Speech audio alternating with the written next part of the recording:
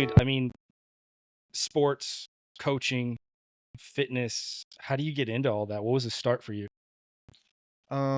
Like most people. Wow, that like came off the tongue like really quickly. I didn't actually think about It was that. the nicotine. It was the nicotine. The nicotine. When you mentioned like some of the topics, you were like, yeah, I mean, this is what the pod's about and everything. And then hearing the one you did with Mark, great job, by the way. Thanks, man. I think it's really cool that you're getting into this. We were Thanks. talking about it earlier, but you're a super like conversational person, Yeah. easy to talk to. Try to be. It's kind of like a boy's boy too. Yeah. So yeah, coaching, I guess, health, fitness, like sports, all that kind of stuff. I think it just started young. So I think it was like a push from the parents. I mean, I always loved football. I always loved soccer. And so from a young age, just started playing in rec leagues, Yeah. whatever they are. Yeah. YMCA stuff. Yep. Some of those Christian ones I forgot about. Oh, shoot. I know that we have a couple here in Boca, but yeah, continue. Yeah. Saber with soccer and Saber, stuff back in yeah. the day. And then, yeah, so it kind of just grew from there.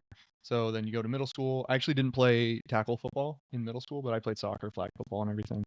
And then when I got to high school, so that's when I started playing tackle football, soccer. I actually played volleyball. Shout out to Mark. He was the best teammate. Mark. Best teammate, Mark. And Nick P, if he ever listens to this. Yeah. Yeah, so that was kind of the fitness and sports side. Yeah. The health and coaching stuff in different waves came after. So coaching. It's all good. Burped. Should I burp into the mic? Into the mic. In 4K. In 4K. I started coaching right after high school. Well, actually, technically, I was still in high school, and then like when spring season came on for football, Yeah. I started helping out again. And I haven't done like a crazy amount. I would say I haven't been one of the coaches that has like poured the most amount of time, effort, and whatever it is into the students and into the guys, but Sure.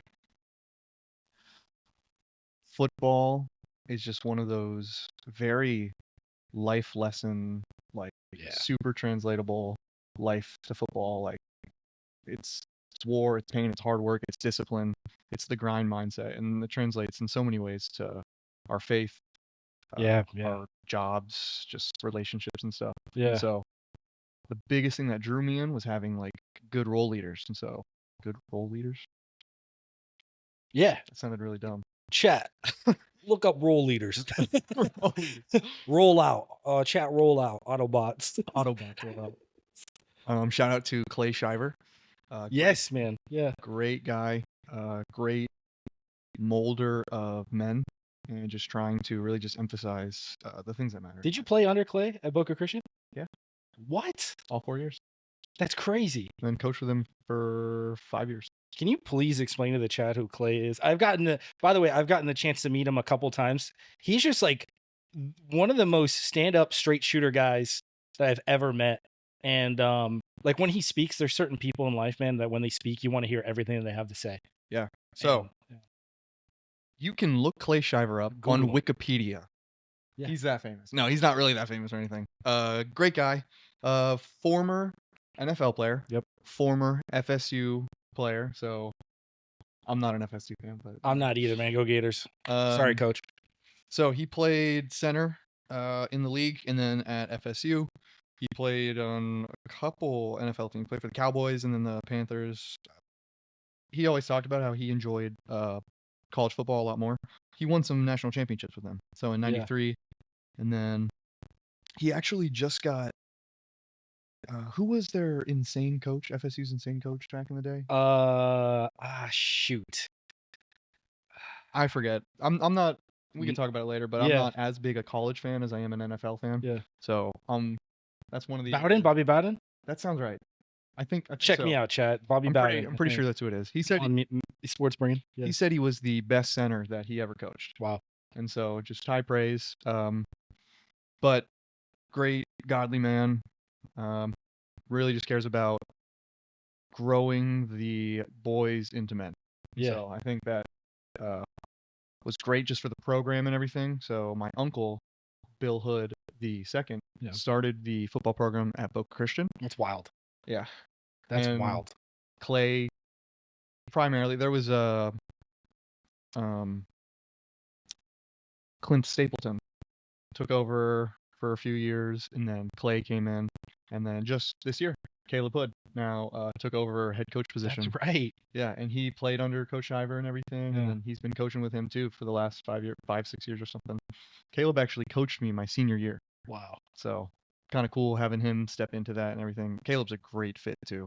Shout out to Boca Christian. Shout out to Blazers. Shout out to Blazers. Hey, tough loss. We just played Pope or St. John Paul, whatever it is. Yeah. And How'd that game go? I didn't watch it. I should be there. It was tough. I wonder if I'm allowed back in. I'm just kidding.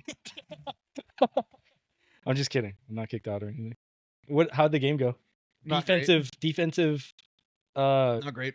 Yeah. I think it was 49-13. Okay. So I mean, Was their offense just humming? Sometimes I find out in football, you're just gonna get out talented sometimes, and there's nothing you can do about it.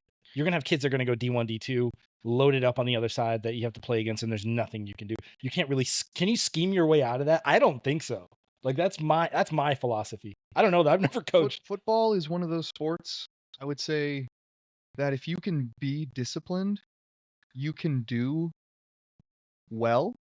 I don't think athleticism will be the determining factor. There are tiers to that, of course. If you are playing like 5 stars or 4 star, like all 5 stars, if we played IMG or like something like that, it's going to be like just terrible. But at the high school level, I have found that everyone is kind of close. We were definitely the less athletic, less physically gifted team, but I think our schemes, defensively, offensively, special teams wise, shout out to AJ, shout out to Caleb. Puente? Yeah, Puente. He's sick. You know him? Love that guy. I met him a couple times. Yeah. He's a quarterback guru, right? Yeah. He's our OC, but he's really been molding our quarterback for the last couple years now. Sick. Really talented. He's a sophomore. Joey Weber. Great. He's going to be just a really good player. He's probably going to go play college ball. We're getting him some NIL deals, dude. Oh, we'll see. Hopefully, right? Let's hook him up. For him. And then, Austin Smith's helping special teams. But I think the ideas are there. We got a lot of support. There's some other assistant coaches that are doing a good job. Execution. It's all about executing. And so if you're disciplined, like if we were disciplined last night, we like on defense, like we lost, we couldn't contain. And so football fans, football coaches, if you know, when you lose contain, you can't stop the run. They ran the ball on us all night. They couldn't throw the ball. Their quarterback wasn't really talented. They had this were they just running it outside all day? Yeah. Okay, got it. Yeah. Okay, for I'm a casual man and I play EA college football like crazy, but I start to pick up more football knowledge as I play games and I read up on it. Something that I always hear is make sure you set the edge. Is that kind of what's needed? Meaning like you have to make sure that I'm going to say this as a casual, you can correct me please, and for anybody else interested, is setting the edge kind of making sure that left all the way to the left and all the way to the right side doesn't get breached, right? You want to make sure that halfback or that quarterback can't can't like run out. Yeah, clip that. Can't like run out, right? Can't run out to the side and get yards, I guess. Yeah, depending on most defenses will have the edges or the ends containing, unless you're running a stunt or you're blitzing linebackers on the outside, which we do a lot of, and we switch it up. But yeah, their main job is to keep anything coming from the backfield back into the middle where all the rest of the team is and where everyone else is flowing, so that they can't just break out and get into open space. So, yeah. It's tough to do that when the other side sometimes, man, when the offensive line is just bigger and longer arms. Something I learned about tackles, you want long arms, right, for tackles, because you can kind of hold people out longer, and long arms are always better in just about any sport. So if you're playing any line position, basically, it helps. Defense and offense. Yeah. It's wild, man. Like I can only see football, and most people can only see football from a TV screen and looking down and thinking that I'm the greatest couch coach of all time. I'll watch a Gator football game, I'm a huge Gator fan, and I'll be like, man, I knew they were gonna run that play. Like I knew a screen was coming. We love throwing screens. I don't know why, but I'm like, I knew the screen was coming. We got wrecked. We were trying to run screens all last night. We got flagged like 3 times for having linemen too far. The ball was thrown while our running back was like still in front of the line of scrimmage or something. I don't remember. what the specific calls were When- usually. When you're running that play, I want to make sure that casuals like me can understand. When you're running that screenplay, you're basically tossing the ball to the outer perimeter edges of the field to get the ball to an athletic playmaker, right? Like you get the ball to his hands and kind of let him do work. Is that how it works? Yeah, and generally the lineman won't block the defensive lineman. They'll let the lineman through That's so crazy. that there's more space Yeah. between the first level and the second level of defenders. And so you let all the defensive linemen through, and it's like So- they think there's like a clear shot on the quarterback. Clear blitz, Quarterback's easy money. just like yeah. whoop, little toss right over Yeah. the middle or whatever off to the side. Ideally, he's like open in space and then has more time to like break out. Or I whatever. run that play on 3rd and 10 a lot when I just try to. I need 10 yards. It can be deadly. Or I can get blown up. Usually my quarterback if gets blown up if executed. my offensive line doesn't really know what they're doing, which is Yeah. my AI offensive line. Like it's a video game. Like they don't. I love that play when it works. When it works. Every play is good when it works. I mean, offensive plays generally aren't designed to go backwards. So if any offensive play is executed well, it will be a good play. If you need an offensive coordinator on a team, man, I run the 4 vertical offense. So I send all go all day, baby. Try to stop me. You probably will, but whatever, dude. I'm all about that air raid offense, dude. But you can't do that in high school, right? You can't really air raid in high school. If you have the players to do it, you can. Okay. Most of the time in high school, though, like quarterbacks aren't top tier. So it's harder to throw the ball. Usually, generally, teams will run the ball. It's easier to do. Yeah, we're actually throwing the ball a lot more just because struggles with offensive line scheming and personnel. It's just tough to kind of scheme when, again, our guys aren't matching up to their guys at whatever level it is. And so really just depends. I know football. I don't know football like a crazy amount. Like with everything, like you can get into just so many different like levels and levels and levels of strategy and whatever. I know surface level things. I know probably a few levels in. Especially I help with defense, so like I'm not like really thinking like offensive wise. There are just like a lot of general things you pick up on and understand from watching and playing football for years that you're just like, oh, okay, this just kind of makes sense. Even if you couldn't articulate it, it's just like you kind of just know how the game works and everything. But again, shout out to our coaches like Caleb scheming and everything, and then like AJ, like they know their stuff. Yeah. And I'm never the one to be like, oh, I know so much about coaching, I know so much about football and everything. I know football. Yeah. Like I can. Well, dude, I'm glad you brought this up because I love philosophy. Mark and I talked about it a little bit, and I love kind of just psychology and understanding the human brain. At least I think I do. Something you brought up is really interesting. Have you ever heard of the Dunning-Kruger effect? Have you heard of this? No. It's a. I might butcher this. Put me on that. Check Put it. me on that. Basically, it's I'm gonna take notes. Somebody who doesn't. Yeah, take notes right now. You better take notes. Basically, it's somebody who doesn't know a lot will act like they do and often speak up as if they do, and the actual person who knows and who's knowledgeable will stay quiet. I've seen this in real life. Yep. And we all know those people. Yep. Let's name them one by one. I've got. Well. But yeah, I think about that, man. I think the fact that you're willing to know that you don't know everything and that you're humble about it is going to help you out as a coach. I think you get into trouble when pride gets in the way and you're like, I know this team. We played them last year. We played them last 2 years. It's the same roster. Let's run this play 15 times because I know them. And then what happens sometimes, you get blown up and the plays don't work out because of that pride and that ego. Definitely. So staying humble is important. Okay, so I might bring up this college football game because I spend playing it all the time. But playing it all the time? Dude, I need nicotine right now. We need to get hooked up. My favorite part about the game isn't actually playing football. It's recruiting. Really? So have you heard about this? Do you know how it works? Kind of. Yeah. Again, this is just something about me. I'm not the biggest like video game guy. Yeah. Love FIFA. Love, I don't love NFL games and everything, but Madden and whatnot. But it's nice. It's a nice break to just sit down and play it, but it's a little too consuming with the recruiting. So similar to high school football, everybody has tiers. So you get 1 star to 5 star being like the best players in the country. And you want those 5 stars to come through. But as you scout these players, you find out that some are gems. So some will develop faster.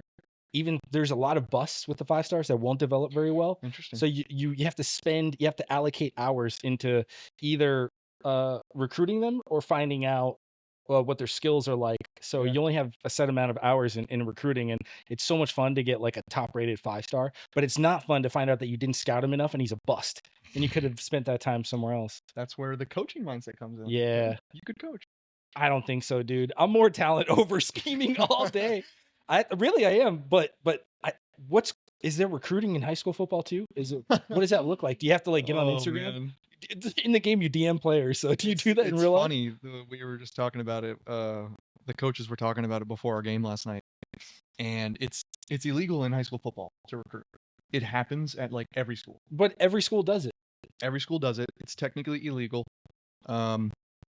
They just Huh. either don't get busted or like I forget the NFHS whatever the high school NHSA, something like that.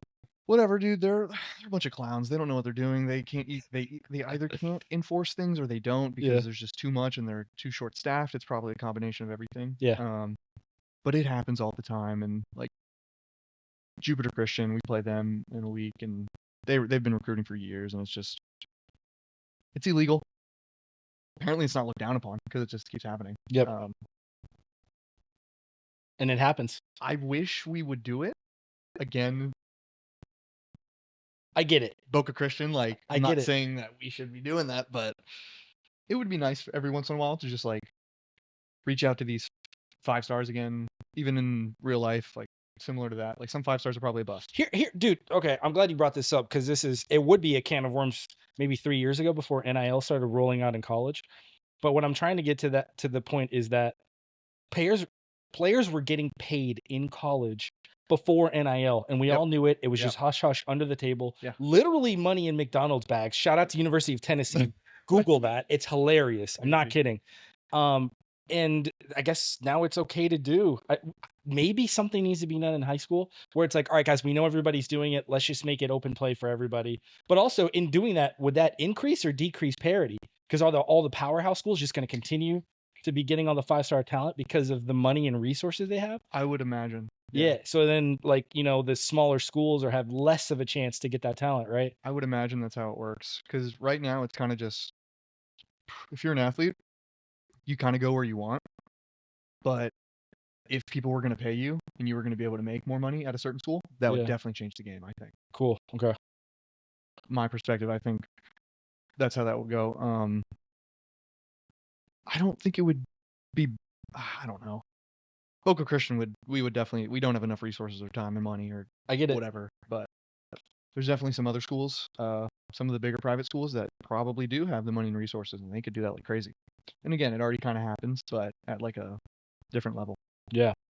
I think it's cool, man. I think coaching is awesome, and there's so many different ways to do it. And the coaching philosophies are what I love, and everybody has a different one.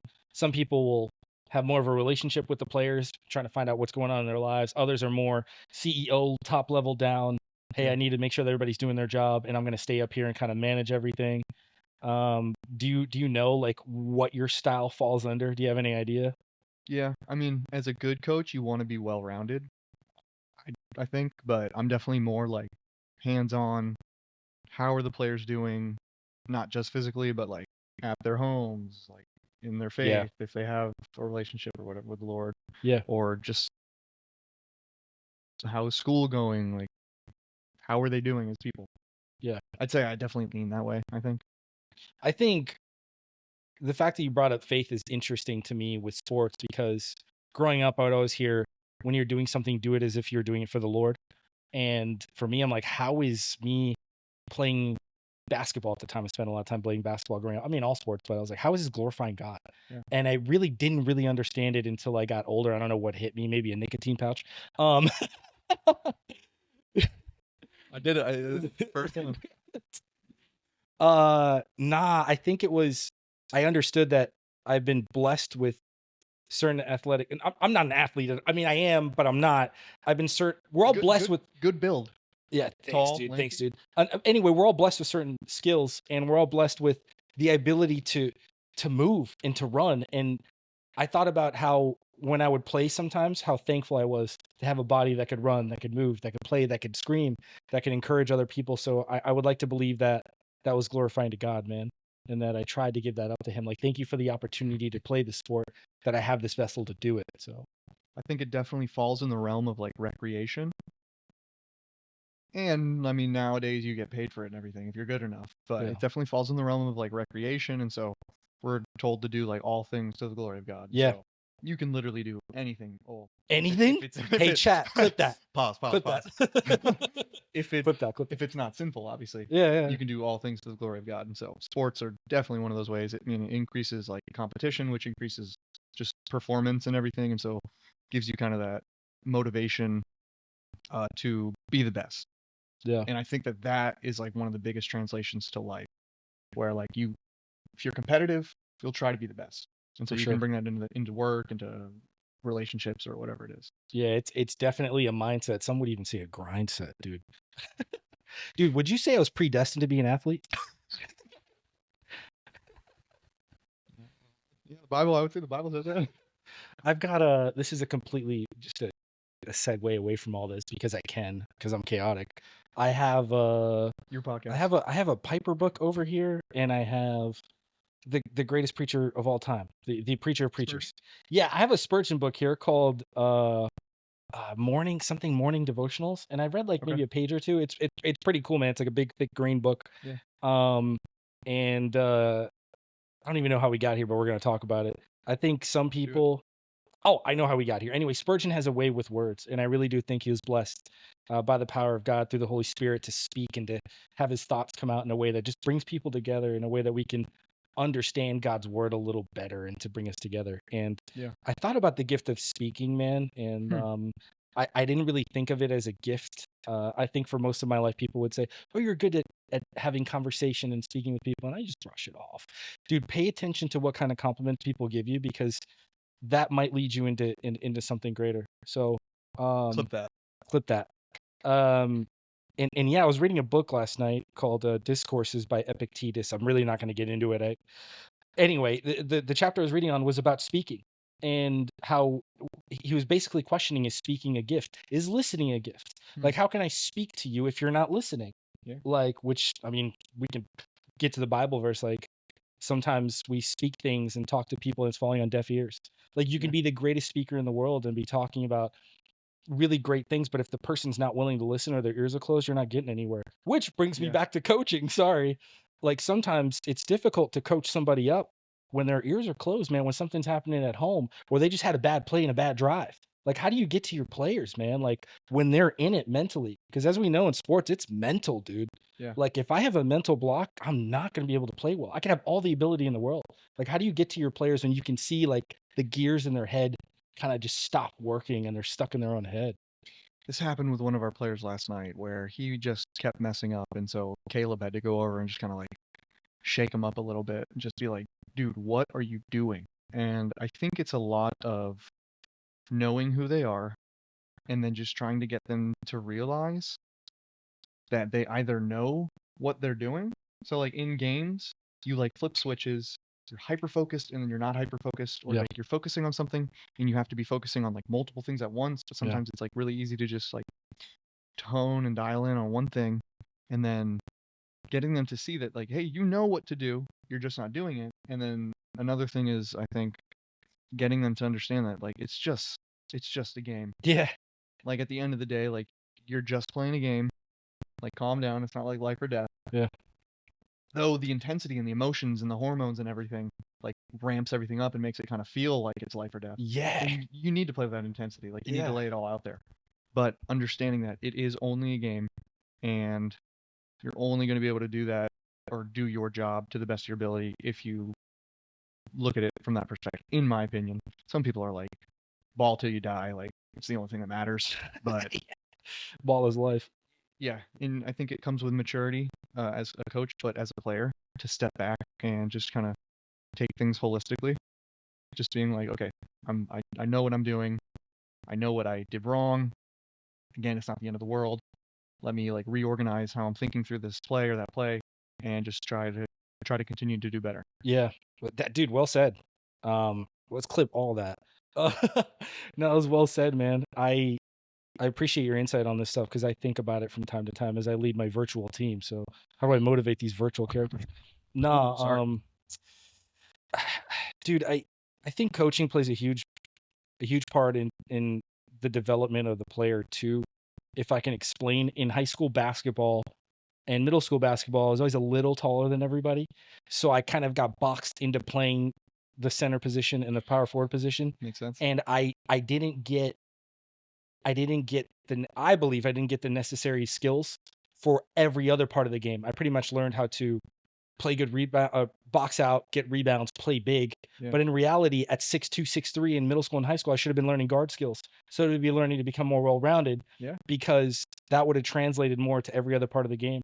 So like, I went from having clearly defined roles to towards the end of my high school career, most coaches adopted the motion offense philosophy, meaning everybody does a little bit of everything. You need to be more well-rounded. And as we're watching in pro sports and in college, you have to be able to do a little bit of everything. Like, and I'm sure that seeps into football too. You want to be a well-rounded player. You want to know how to do as many skills as possible. But I remember freshman basketball, I was just running the same plays over and over again, and I wasn't learning, I wasn't growing, and I learned to not love the game as much anymore. I wanted to know what it was like to handle the ball better and to shoot the ball better, and just learn other skills that I really don't think I got, and I had to learn them on my own. And yeah, I wish I had that kind of coaching, man. So I know the power of developing your player, like, and in football and in soccer, what is your philosophy in developing a player? Do you like look at what their strengths are and say, "All right, I'm going to play off that," or do you kind of say, "I want to teach this kid everything about the sport and then take it from there"? I know. Again, I'm sure there's different philosophies on this. I think it's a trial by trial, player by player kind of thing you got to do. Yeah. And so, and like the situation of the current season or the current game or whatever, like match or whatever you're doing. Yeah. So looking at that and being like, what does this player succeed in? What are they good at? Do they need to be better in this other area for whatever's coming next? Yeah. And so if you can try to like pinpoint or target, because I think you're right. I think being well-rounded is important. And so I think trying to get them to be better at multiple things is important. And so again, Yeah. pinpointing what they're good at and then trying to help them succeed in different areas is definitely huge. It's tough to do, man. That's just like life too, though. Yeah. That's one of those things where it's like, oh, that just left my head. Bloop. Went by. Things leave my head all the time. It's all the concussions. All the CTE. You want to talk about Tua, dude? Oh, You want to talk about Tua? gosh, dude. Rest in peace, the Dolphins. You want to talk about Tua right now? I know. I'm not a Dolphins fan, but I like watching them. You know what I mean? Like I don't follow them like that. But because of our fantasy group chat and just living in South Florida, how can you not talk about him? And how can you not talk about that hit? And who hit him? Hamlin, bro. The weakest parts in the NFL colliding. Unreal. His chest and his head. Crazy. Unreal. Those are some good memes, though.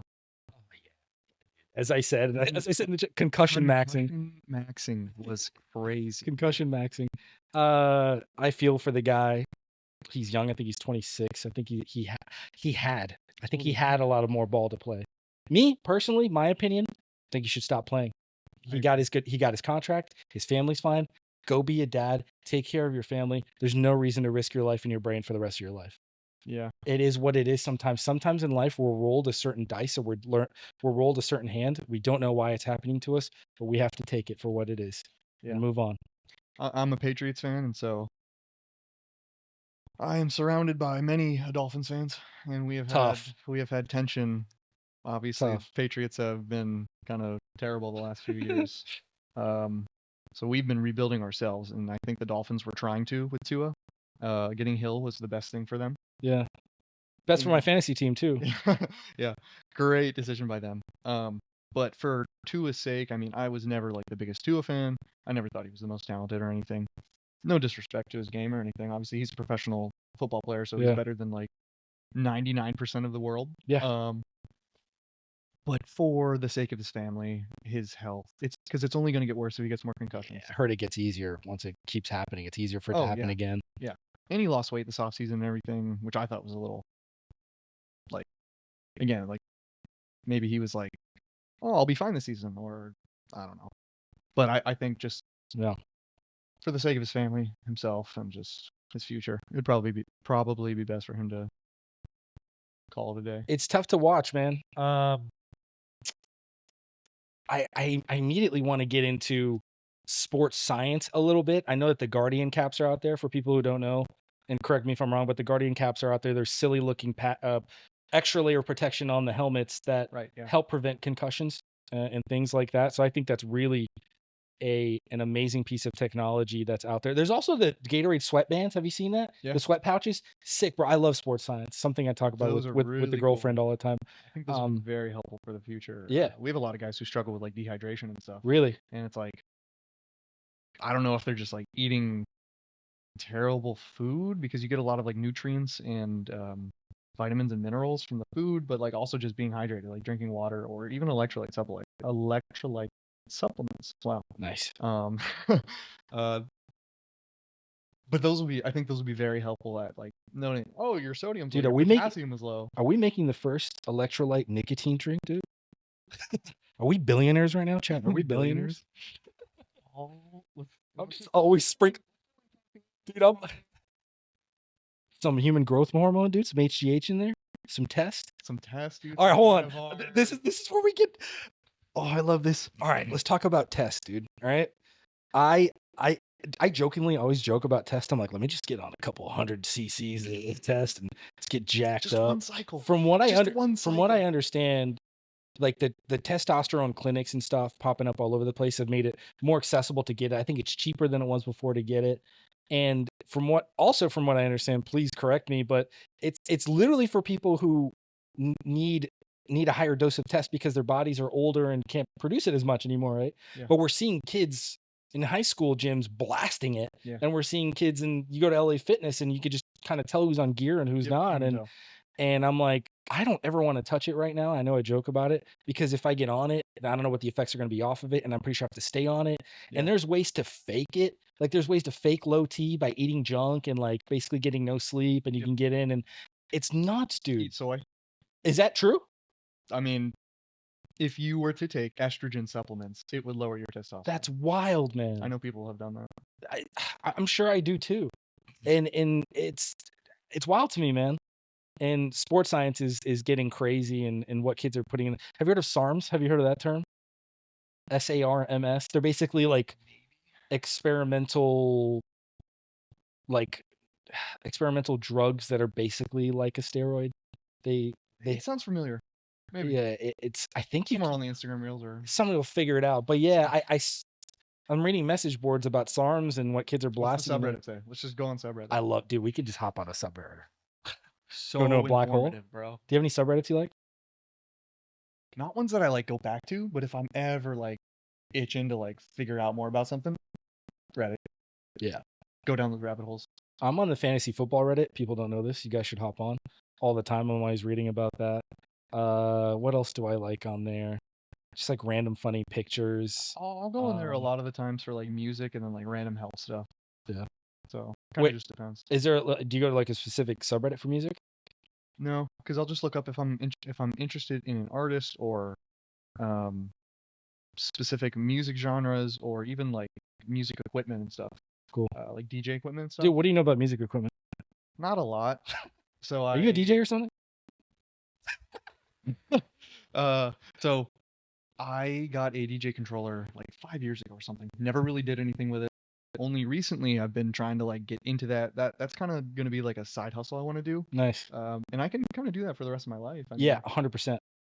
Older DJs are kind of like not looked down upon, I feel like, anymore. I used to think that like if you're an old DJ, you're kind of lame or whatever. Yeah. But it's kind of like really popular right now. Yep.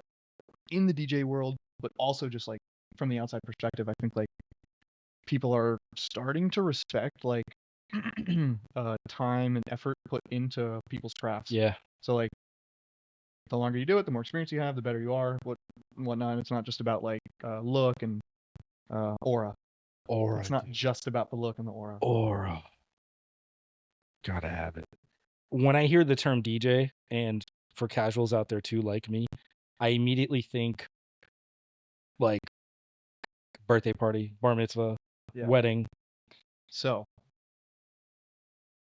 you can check the subreddits. There's probably like varying levels of what people would categorize professionalism of DJs. I would split them mainly into club/bar DJs and then like open format DJs, which would be the private events, the weddings, the birthday parties, the bar mitzvahs and whatnot.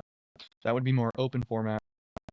Open format meaning when the DJ's mixing, they're doing multiple genres. They're going from like, and it's a lot of the time popular music because people at weddings and people at Dude, if I hear Cotton Eye Joe one more time, I will pay the DJ not to play Cotton Eye Joe. Oh, I hate. Sorry, continue, man.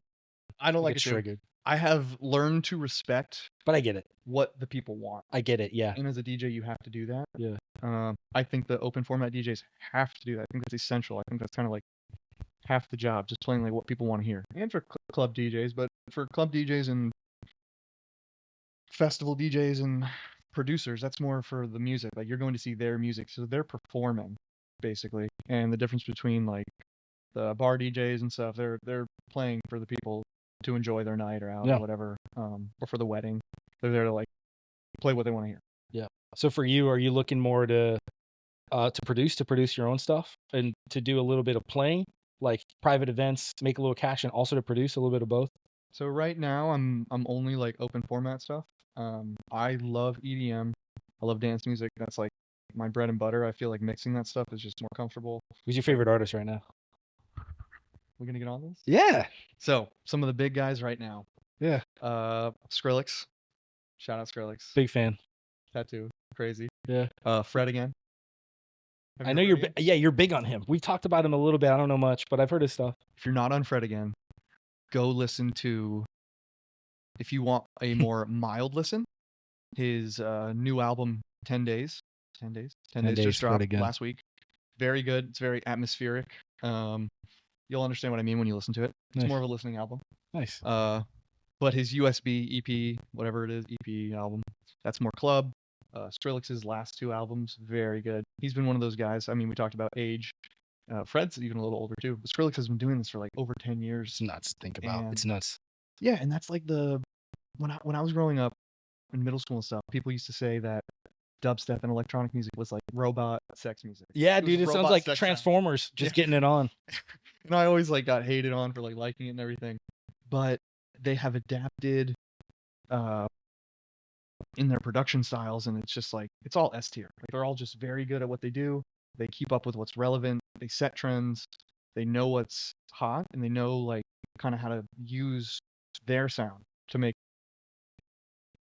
great music. Like Skrillex. I think he keeps putting out good music in the EDM realm.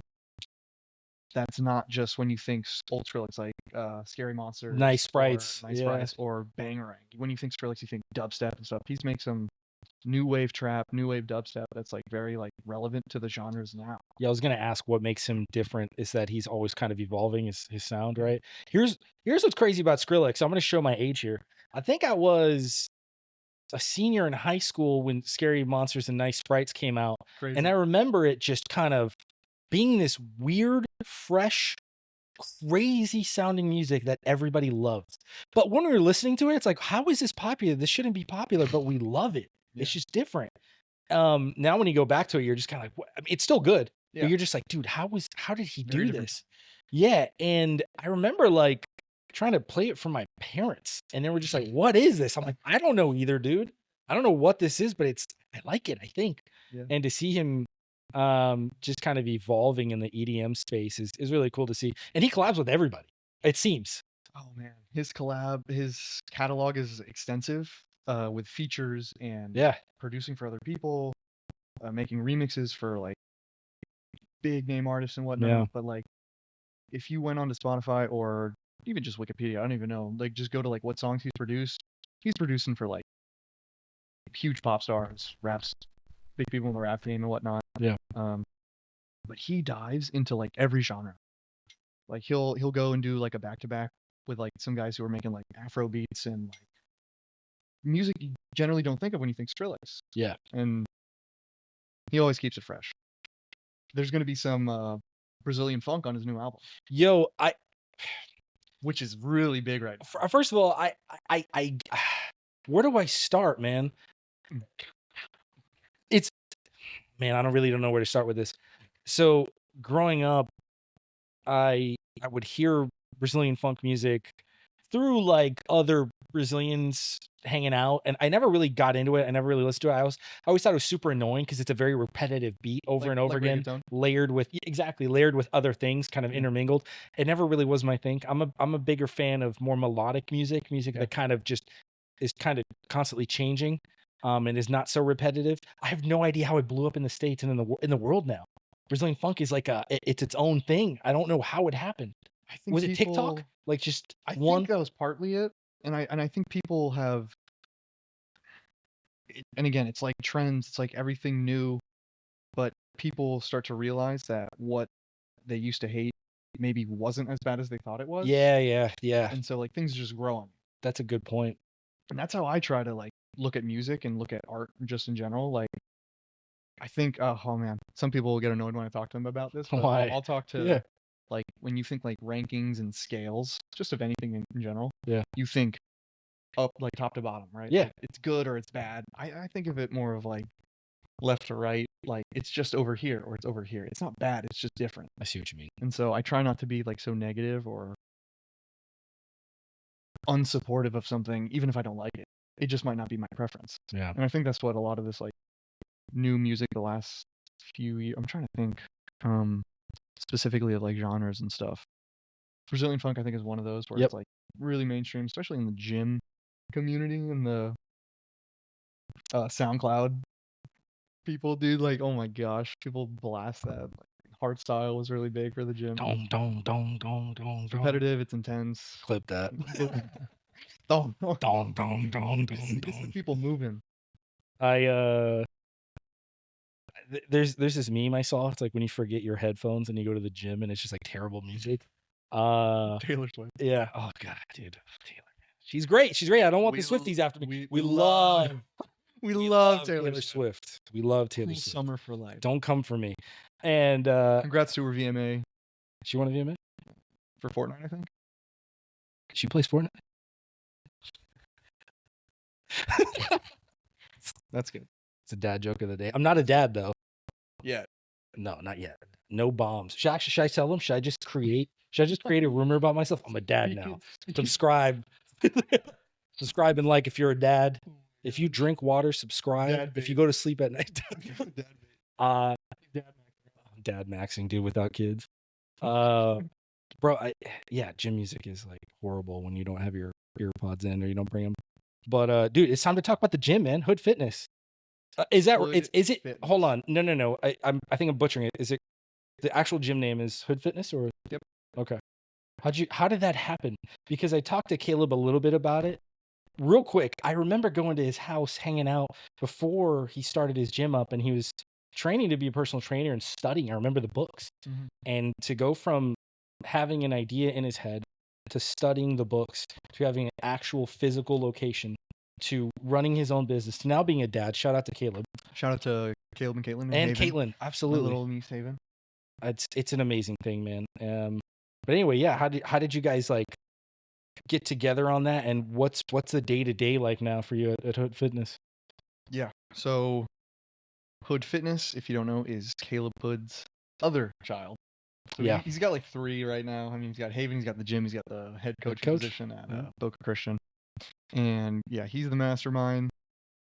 If you know him, that is like what he lives and breathes. Football and like fitness. And you know, being a good father. Yeah. Husband. Shout out Caitlin. Yes. Yes, absolutely. If you know anything about him, he was a police officer in Boca for a few years ago. And just wasn't for him. He thought it was what God wanted for him. Quickly realized it wasn't. Yeah. Wasn't what he wanted. Wasn't what he expected. And he had always continued in his fitness journey. Obviously, you've seen him, jacked, bro. Ever since I've known him, he's always crazy. He always stays consistently lean and strong. And so yeah, he kind of started personal training a few years ago. and he was doing that in his parents' in this like old one of their old rooms, turned it into like a studio. Yeah. He was doing sessions in there, and obviously the dream was always a gym. So he always wanted that gym.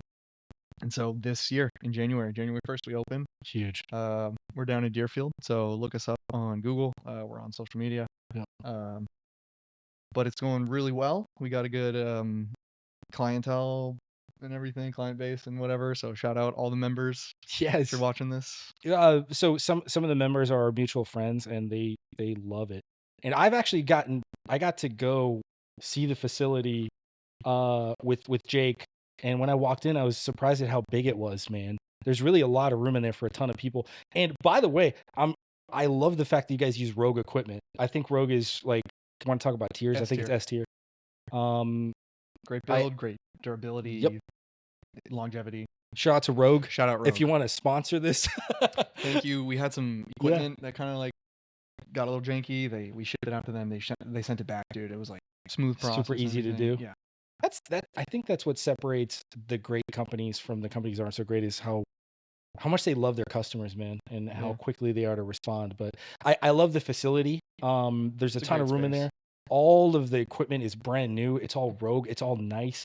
And I've known you for a while now, and I've known Caleb for a while now. I know you guys are doing good work out there. So again, it's Hood Fitness out in Deerfield. Check it out, guys. I'm gonna go check it out again and see what you guys are up to. So how do you guys do it? Do you guys do group classes or? So yeah, there is 4 group classes offered every day, 3 in the morning, 1 in the afternoon. And then for members, there is a open gym time. Sick. I guess technically non-members can use open gym time. You would just have to use one of your 3 free day passes. So everyone gets a free 3-day pass if you're not a member. Nice. And you can go to one of the classes, or you can go to open gym, which is anytime in the middle of the day when the classes aren't going on.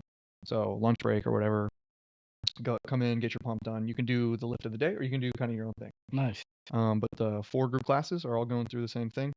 I mean, it's been easy thinking about my programming, because it's like, when we first started, I was like, do I just do my own thing or do what I was doing with Caleb before? Yeah. Or just jump in and do what the classes are doing? And so that I've just been doing what the classes are doing. I was gonna ask that, like, what do you do personally? What do you do for fitness? So yeah, I've been doing what the classes have been doing, and it's been working. You guys doing Bulgarian split squats? You guys doing some we got some Mongolian push downs, dude? We got all the goodness. We just finished a high intensity bodybuilding program, and we switched to a 10x10 bodybuilding program, where we're working down from 10x10 reps on our sets, and we're going all the way down to 1x1. So that's actually a really long 20-week program. We're in the 7x7s right now. And so if you're a member, you know the grind is going strong. We got quite a few more weeks to go through. But yeah, I'll do my workouts there, and I'll just do everything that the classes are going through. I'll do a little bit of extra here and there, and I'll try to get some extra cardio in other times of the day, whatnot. But yeah, been doing that, and it's great. So it's for varying levels, like experienced lifters, non-experienced lifters.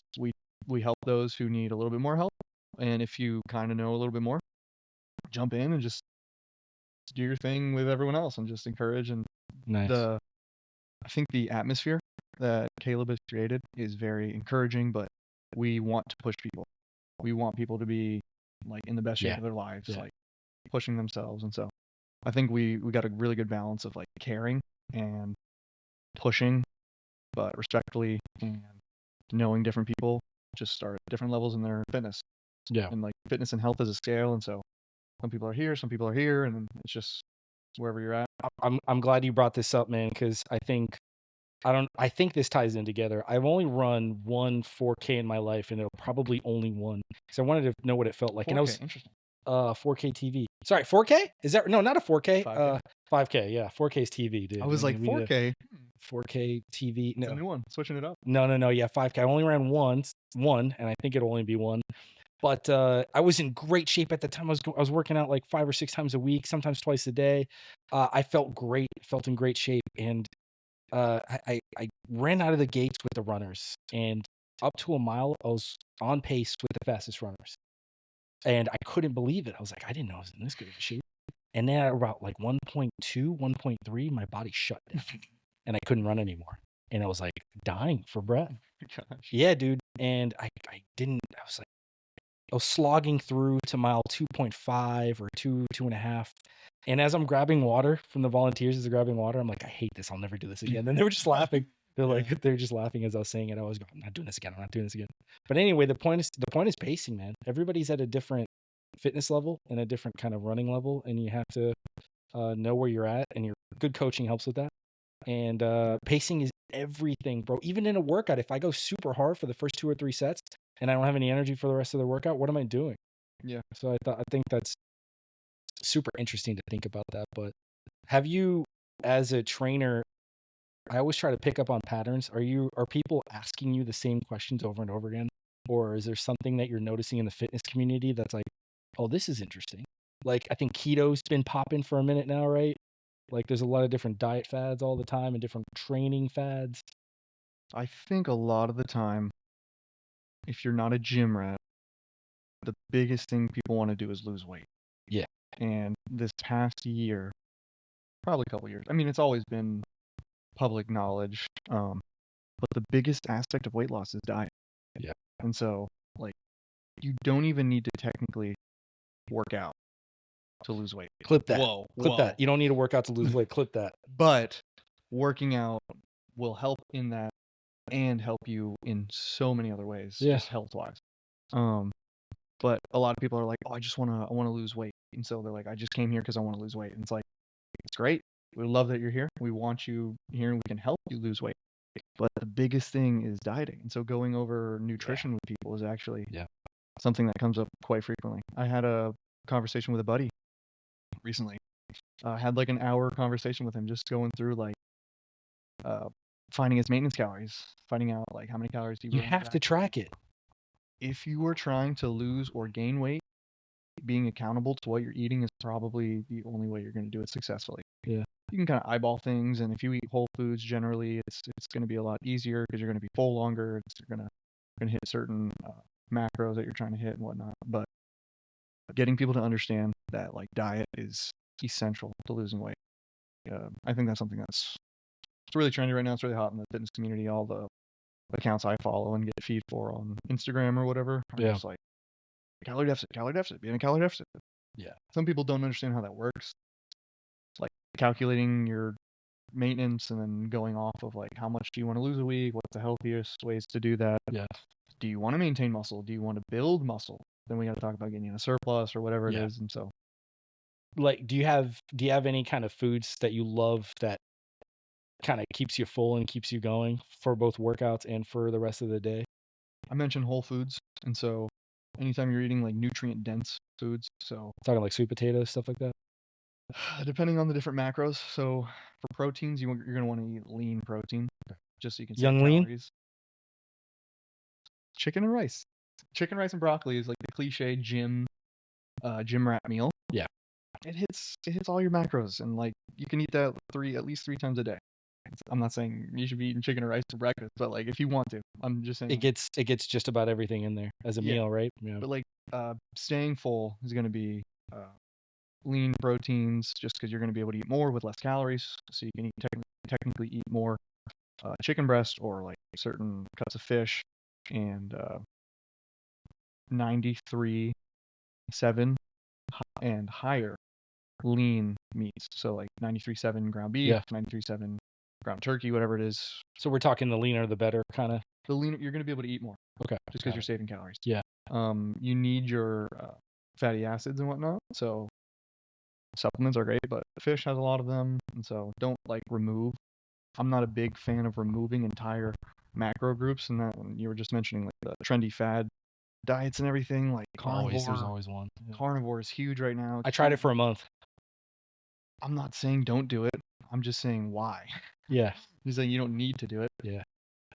There are essential functions that the body requires carbohydrates for. I'm actually taking a health and nutrition course right now. Really? I've been learning about it. Was an elective, like learning a lot actually, and I'm learning that. Dude, I feel like it should be required.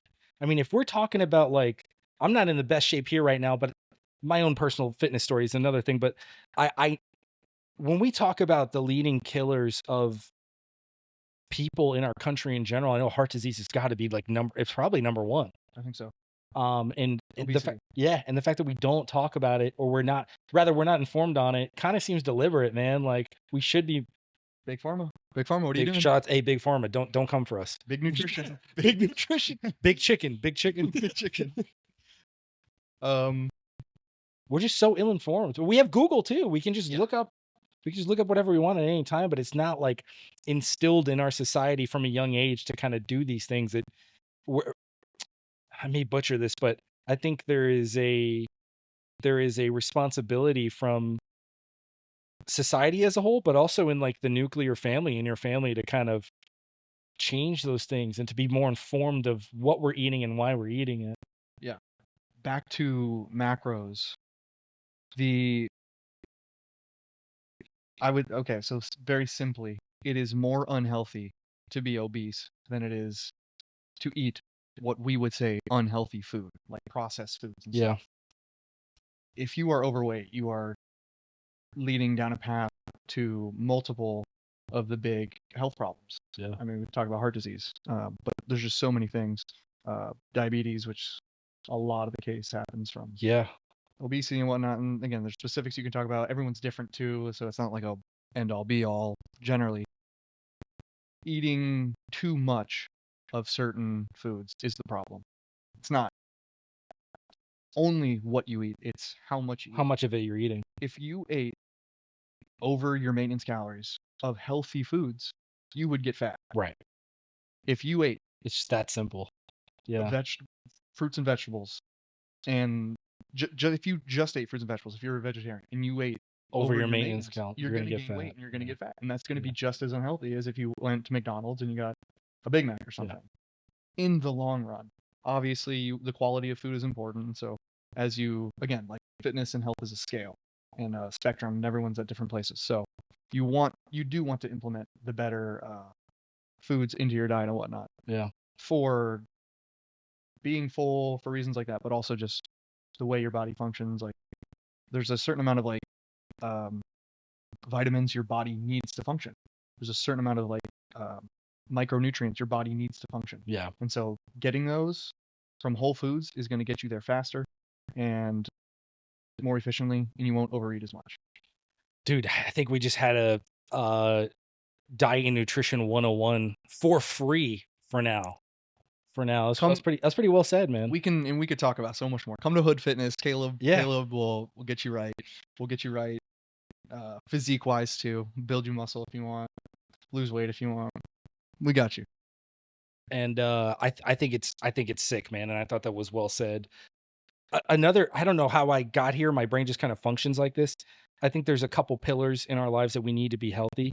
And one of them is, exercise and fitness and diet, and also like faith for sure, but also mental health, man. Like I think something that's plaguing our country and the world right now is I don't know if the answer is not having the resources or just the stigma on not reaching out when you need mental health or when you need help for mental health, man. And I'll open it up by this. I don't really have a question, but when I got out of college, I really didn't know what I wanted to do with my life. And I was living at home and I was just battling some thoughts out in my head. Like, what am I going to do? Where am I going to go? I don't really get it. And I sought a Christian mental health therapist that I saw for like maybe 7 or 8 sessions. And it completely changed my life, man. I think I went into it like, I can't believe I have to do this. I can't believe like I'm subjected to this. How am I going to explain this to my friends and like my this is kind of weird. Yeah. But all that really did, well, not all of it, but a lot of it, the conversations with the therapist was kind of unraveling the spaghetti noodle of thoughts that I had in my brain and kind of laying it all out. Or like, if I can describe it as like a series of wires. Have you ever gotten like headphone wires all scrambled up or just a bunch of wires all scrambled up and you're trying to undo it? I think a mental health therapist really helps with that. And I think it's a great supplement. I think Bible plus mental health really helps, plus fitness. Everything's plus, right? To live a healthier life. Holistic. I like that. We're changing this to the holistic podcast. But anyway, man, yeah, I'm a big advocate for it. The only thing that sucked was paying for it. Seriously, it's not cheap. I think some healthcare is like, you might not be able to get like faith-based ones. Yeah. But I think a lot of like healthcare health insurances. I think that is being included in more plans and programs. And I think it's necessary, man. Absolutely for living right now. I'm big on it, man. I'm an advocate for it, and I think it's great. Yeah, I'm in the boat where I definitely have more questions than answers What for, like, in mental health in general? in mental health in general. I'm definitely not the first person to like talk about my feelings, Yeah, and so I understand the struggle. Struggle's real. Um, but yeah, a lot of the time it's just like, why do we feel the way that we feel? yeah, And the biggest thing is how we deal with it, how we cope with it. And I think, again, I don't see a therapist, but there's probably, from the worldly aspect, correct and proper ways to go about it. yeah. But I think faith is essential to it. I mean, 100% agreed. I think a lot of it comes down to like big picture stuff. It's like, why do we do, again, when you're dealing Why with do like, we do what we do? when you're dealing with like emotional stimuli and whatnot, it's like, why are you feeling that way? So you got to be thinking about big picture stuff. At least that's where I go, and every time I You're thinking, struggle in there, yeah, it's a lot of the time it's because my end goals are not in line with um, what life is really about. yeah, So, and again, that brings the faith back, because it's like we're trying to pursue holiness, and we're trying to live for the Lord. And anytime we go left or right, we have the flesh. So the yeah. flesh draws us off that course, and so that's the most frustrating part for me. It's how do we manage and deal with the flesh and submit it to the will of the Lord. Yeah, what is it? The age-old battle, the flesh versus the spirit. You know, which one is winning at which time, and Yeah, it's a battle every day. Thank God that we don't and have it to. sucks. Yeah, It's tough. just thank God that we're not alone, man. We have the Holy Spirit. We have the remembrance that Christ died on the cross for us, and I think and a healthy community is essential too, man.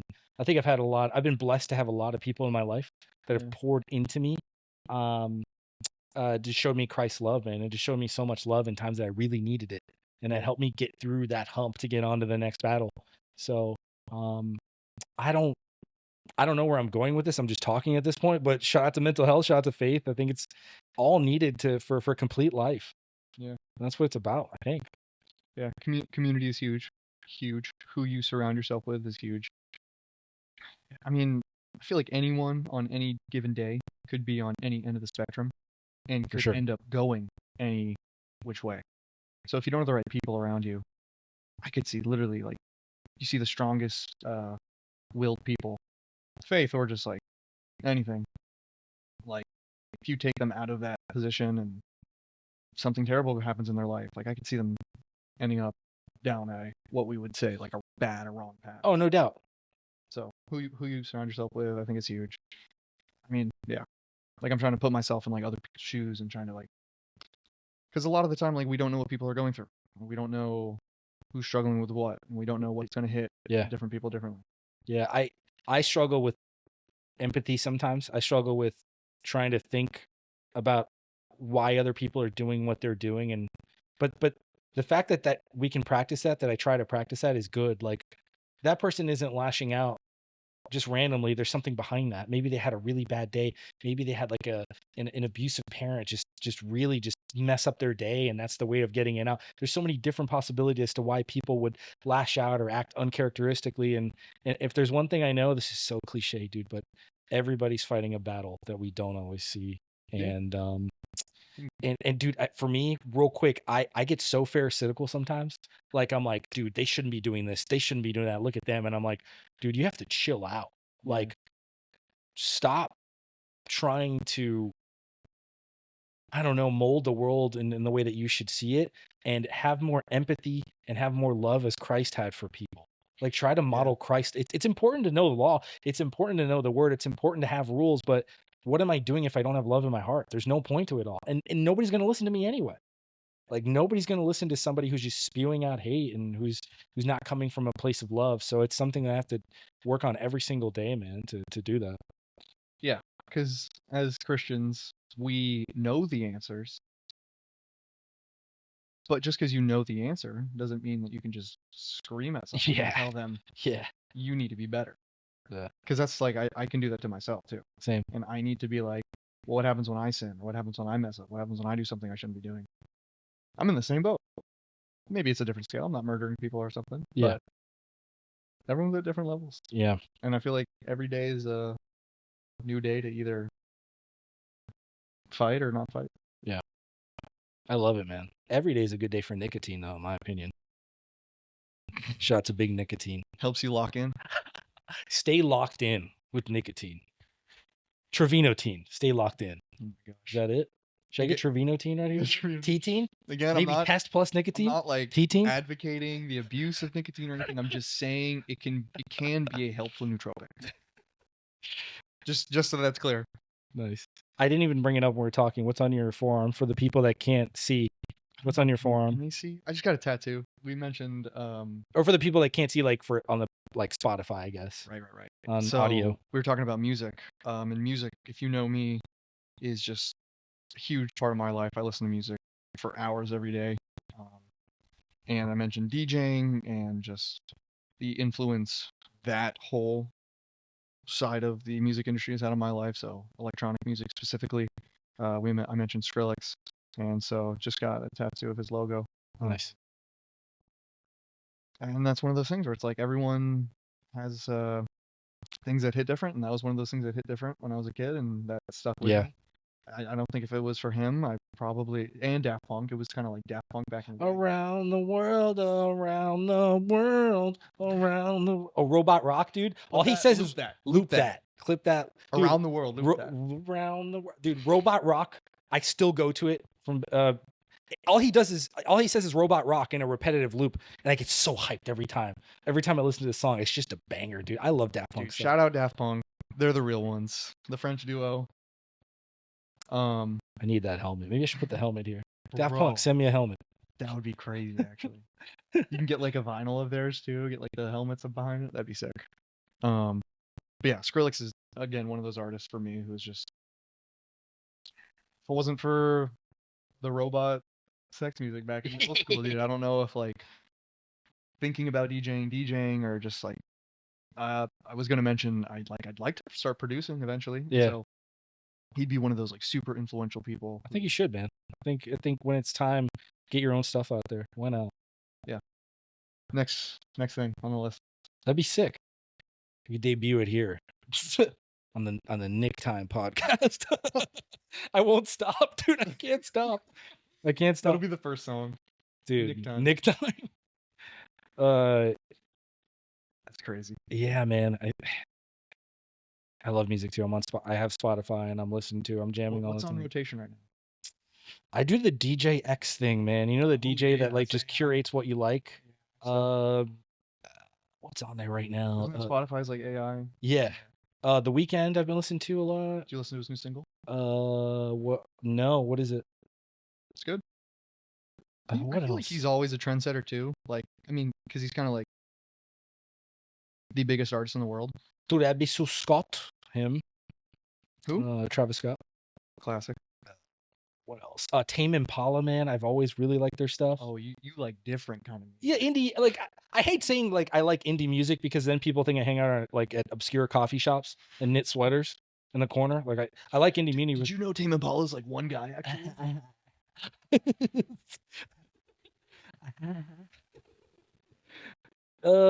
Yeah. Oh, dude, have you heard Lil Yachty's kind of psychedelic album? I forget the name of it. You have to listen to it when you go home. I think I did. Dude, it's really trippy and psychedelic, and it's something completely out of his wheelhouse. It was it was two people, right? Bad cameo? James Blake and Lil Yachty? Maybe he has a whole album. The whole album is like very psychedelic and trippy. It's more alternative. Yeah. No. Can you go to his albums? Can you just look at all his albums? I'll tell you exactly which one it is. I wish I knew. I have Apple Music. I use Spotify and Apple Music. Sorry. Let me see if this is it. Let's start here. This. So trippy. Really? It's very psychedelic, and it's nothing like how you would think Lil Yachty would make music. It's Pink Floyd, Tame Impala-ish. Yeah, no, trust me. It's worth a listen. That is so talented. And I think he has that creative ability to like step out of hip hop or I whatever didn't think his style of hip Yeah, hop. I didn't think I so. didn't either, but like he does it. Yeah. He featured like Fred again and him had a track actually. It's so good. Dude, send it to me after this. Or you can send it to me now. I'll send- So just real quick, I don't know. Well, since we're on the topic of music, music has been a part of my life too because of my dad. So in Mhm. Brazil, my dad was a conductor for the church. Okay. So the guy that waves the stick Wow. around. Yeah. And it was like a small kind of band, maybe 25, 30 people, but I still see old VHS footage of him doing it back in the day. That's crazy actually. And so I grew up listening. He loves American music. So I grew up listening to, yeah. I got to get on Apple Music. Apple Music, let me get a free year trial. I got both. So he I grew up listening to like classical music to Beethoven, Tchaikovsky, Gorgeous. just all the classic guys. Gorgeous and then stuff. blues and he loved blues and jazz, so I got into that too. I'm not as on that as I need to be. I respect it. Yeah. I think those musicians are some of the most talented musicians in the world, jazz artists and stuff like that. Yeah. Shout out to jazz. Shout out to jazz, man. Shout out to La La Land. The movie? I haven't seen it. Should I see it? Chat. Oh Am my I cooked? gosh. Chat, am I cooked? Chat, we're about to show Stefano one of the greatest horror films of all time. Horror? It's not an anime? It's not an anime. Shout out anime. Yeah, so music has always been a part of my life, you know. I don't play any instruments at all. Everybody on my dad's side of the family, everybody plays at least one instrument except for me. My dad didn't want to force it on me because he was forced to. I sang in the choir in high school, so like I can sing, not really. But I'd love to like pick up playing piano or. Dude, you can name 5 songs right now. Sorry, continue. Sorry, bro. It's my ADD brain. Sorry, continue. I didn't know you're in you did what? So you were in choir and then I don't know piano. I don't know piano. Okay. That would be the one that I would like to learn. I think it would help with production and stuff too. Yeah. It's the one that my mom always wanted me to play. Maybe for like dinner time, she just would imagine me playing piano in the background or something. I don't know. I guess just moms want their kids to play piano for whatever reason. Smart people seem to play piano. I guess. Shout out piano players. Shout out smart piano players. Shout out Yamaha. Dude, Yamaha's the greatest company because you can get a piano or a bicycle. Or a boat. Or a boat. Is Yamaha the Wave Runner or the jet ski? The Wave Runner. I know this. They're the Wave Runner because my senior project in college was Yamaha Wave Runners. Wave Runner. I have a hoodie in my closet that says Yamaha on it. And it's type. Yeah. Good merch. Dude, merch. Get the Yamaha merch right now. Clip that. Yeah, dude, did I miss anything? We can talk about whatever. I was kind of what's your timeline for these things? Whenever. How long have we been rolling for? I have no idea. I was gonna put a running timer up, but I just completely forgot. Hey, something to add. Just run a rolling timer. I need a Yamaha timer up there. Yamaha timer. I would guess an hour 20, maybe. Maybe. Right. 4. We probably started at 4 or 3:45 maybe. Yeah. 4. What is it now? 5:30. Nice. Did I miss anything, man? Is there anything you wanna? We shout out to Hood Fitness. Shout out to Hood Fitness one more time, man. Shout out Hood Fitness. Deerfield Beach. Awesome trainers. Awesome everything. Check it out. The links in the chat. Oh, yes, we can. We will. Where can people find you for DJ stuff if they want to hire you? Social media or my number. I'm not gonna put my number. Put your number out right now. Do it. For Stefano's millions of subscribers. Millions upon millions. You can tag my DJ account or my social media, but Instagram, I'm working on TikTok, but there's like fitness stuff I gotta post. There's DJ stuff. I haven't posted anything yet that I need to start posting. Honestly, same. I haven't engaged. People don't even know the page exists. We'll put the Instagram socials in there. Cool. All right, man. Perfect. Nice. Yeah, I think that was everything we kind of chatted about. Any questions for me? What'll I do with my first million? I want to buy a nicotine company. Start your own. Yeah. Nick at Night. I guess just you kind of talked about it, I guess, in the first episode, but where do you see yourself going with this podcast from here? Good question, man. To tear down the Patreon. No, just kidding. Shout out feminism. Shout out feminism. Shout out to the movement. Where do like long-term plans or Like, so you just started. This is your second one? second one? Did you Yeah. record anything else last week with anyone? Nope. So this is number 2? Yeah. Okay, cool. Yeah, so you went first week went well. I watched most of it. I didn't watch all of it. It was a long one. I know. Good content. Yeah, where do you see this podcast in a year? That's a very when talking about metrics and thinking about like business, that's a very like goal-oriented question. Yeah. No, I love that, man. I think goals are important, especially in the fitness community. You kind of have to have a picture that you're aiming for. Yeah. Dude, thumbnail. Bro, upper body yesterday went crazy. Thumbnail. We could do that. Thumbnails are huge, dude. Yeah, so a year from now, in 1 year exactly, I'd like to be sponsored by something or someone. Okay. And 100 subs. I think that's modest. I think I would imagine if you're getting hundreds of views, I'd imagine. Subscribe, please. If you drink water, subscribe. Yeah, 100 subs, and I'd like to be sponsored by something. That doesn't mean like Gatorade or anything. Maybe just like I don't know. Celsius would be so cool. I know, man. That's kind of my dream. I'll tell you my dreams. My dream is to be sponsored. My dream is to be sponsored by Celsius. Have some kind of tie-in with ESPN. That'd be fun. And Nike, man. I'm a huge Nike guy. I will wear sweatshops in China. Shout out to the sweatshops in China. I will wear anything Nike, dude. I love it. I've loved their We're gonna get products. red flag for that one. That's fine. They'll get over it and send me a hoodie anyway. So I love their products. Yeah. Redact that. Edit that. Chat. Yeah. What else? I think that's about it. I think guest wise, man, who knows? We gotta get Caleb on here. Yeah, for sure. He's on my list, if not next. I mean, with him, it's just like timing. He's just got so much going on. He's got a million things going on. Yeah. So whatever works for him. You know what would be cool is if I bring this stuff over to the gym, which I could do. Dude. It's not that hard. It's the mics, the laptop, and the interface, and that's it. Talk to him because I think he has some of the equipment already. Oh, cool. So it's but definitely like some collab stuff in the future too. Dope. I look forward to it, man. Mutually beneficial. Destruction. Mutually assured destruction. Mutually assured destructive relationships. Clip that. Yeah, that's it, bro. Thanks for coming by, man. Dude, I appreciate it. Whoa. That's it, dude. That's it. We're cooked. We're cooked. We're fried. Chat.